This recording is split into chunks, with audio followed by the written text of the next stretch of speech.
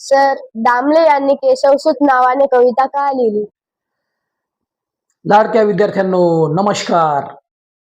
तर गौरवीने प्रश्न केला, दामले यांनी केशवसूत या नावाने काव्यलेखन का केलं, अर्थात केशवसूत हे टोपण नाव का धारण केलं.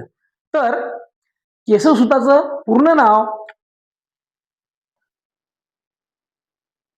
कृष्णाजी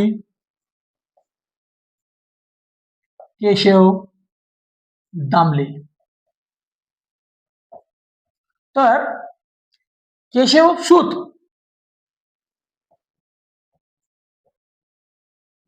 ह्रस्व हे सूत म्हणजे मुलगा, तर हे सूत म्हणजे दीर्घसूत म्हणजे कापड, वस्त्र, धागा, दोरा असा याचा अर्थ होतो. हा अर्थ इथे राहू द्या.